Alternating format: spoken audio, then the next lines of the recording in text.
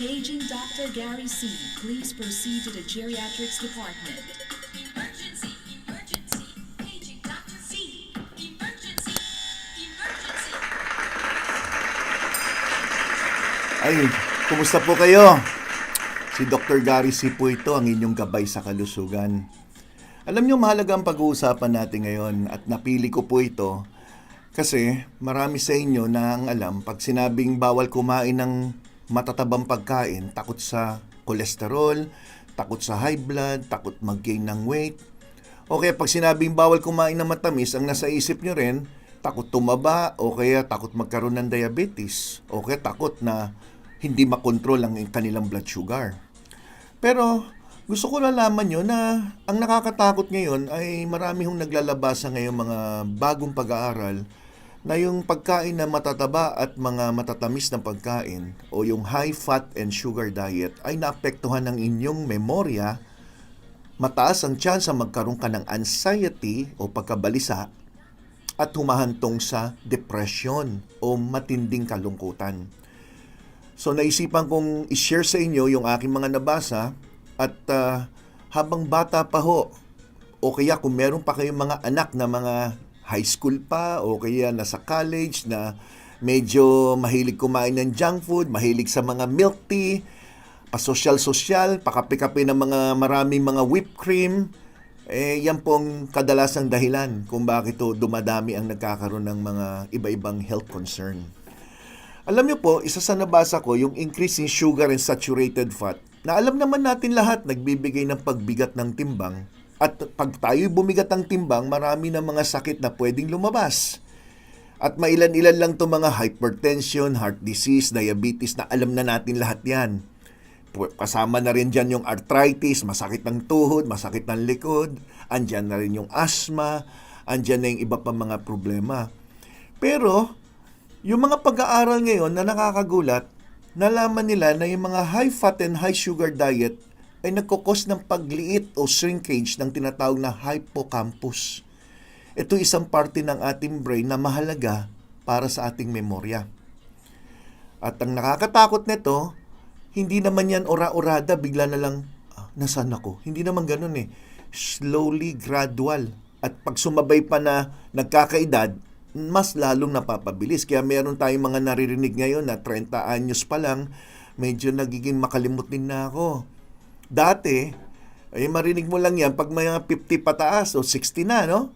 Ngayon, yung diet na mataas sa high saturated fat and sugar, sa mga bata, na-impair nito yung learning. So, mas nagiging slow learner sila. So, ito'y mahalaga tong lecture na to dahil majority ng mga nanonood sa atin, either mga lolo at lola o nanay at tatay. Bihira naman manonood ng high school sa akin o kaya college, di ba? So, kayo pong gusto kong kausapin para inform nyo yung mga bata ngayon, mga anak nyo, apo nyo, na maghinay-hinay sa pagkain ng mga matatamis at mga mamantikang pagkain. Nandiyan na yung mga french fries, burger, at iba pa. Marami, napakarami. Sa adult, ang short-term exposure naman ay maski na sabihin mong sandali ka lang kumain ng matamis, pag may edad ka na, naapekto na yung learning nyo. Kaya sasabihin nyo, naku, matanda na ako, hindi na ako matututo maggamit ng mga cellphone na ganyan, mga pindot-pindot na yan. Eh, kung kumakain ka pa ng mga matatamis at mga saturated fat, no? Mga taba ng baboy, baka, yung mga ganyan, mayo, yung mga ganyan, eh lalong sasama. Ini-increase ng pagkain ng matamis at ng mga taba yung tsansa na magkaroon kayo ng Alzheimer's at yung tinatawag na dementia. Pag sinabi mong dementia, ito po yung loss of time, loss of orientation sa place, name, yung mga ganyan, no? Unti-unti, nakakalimutan nyo. Consuming high-fat diet may cause brain changes. Nagdi-develop ka ngayon ng anxiety at depression. So, nag-umpisa yan sa pagliit ng inyong parte ng brain na may kinalaman sa memory. At yung pagbabago na to ay maaaring magdulot ng anxiety at depression. Pwede kang magkaroon ng mga metabolic changes. Pag sinabi metabolic changes, lahat ng buong katawan nyo, organ, apektado. Kaya, eto, kagandahan, pag nag-reverse naman kayo ng kain, binalik nyo sa healthy diet, yung anxiety nyo, at yung depression nyo ay maaring nandyan na, hindi na maalis. Ibig sabihin, after a long while na kumain ka ng mga matataba at mamantika, naapektuhan na yung part ng brain ninyo, maski na kumain ka na ngayon ng healthy, yung depression at anxiety nyo maaring hindi na maibalik sa normal. Yan ay base sa pinaka-recent study. So, ang sineshare ko po sa inyo ay bagong pag-aaral po ito. The impact of sugar on your mental health. Sa lalaki po, ito masamang balita mga kalalakihan.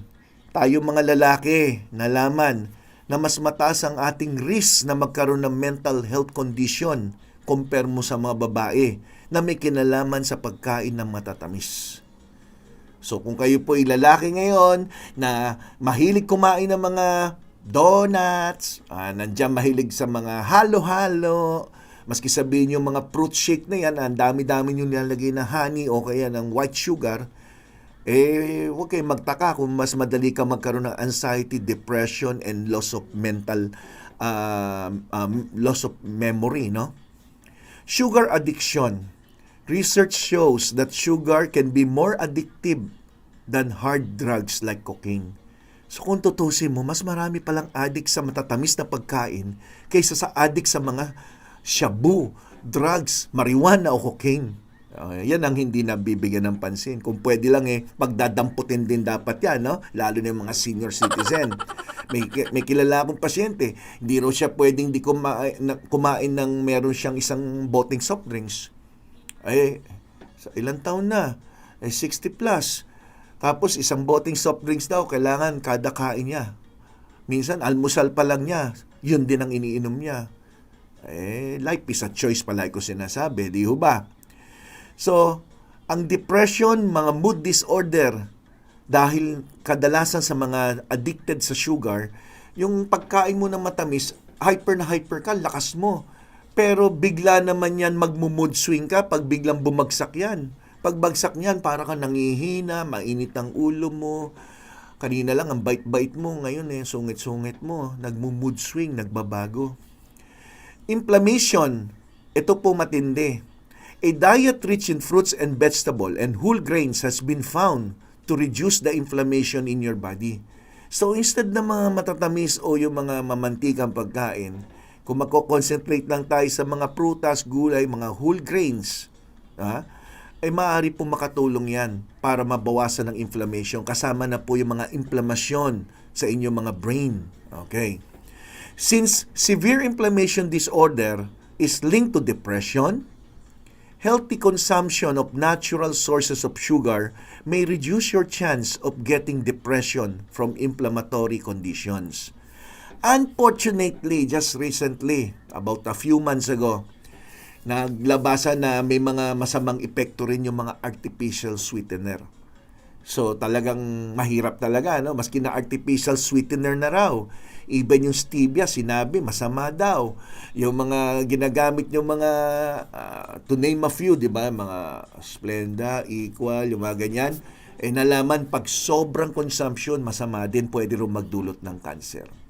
So, ingat po tayo.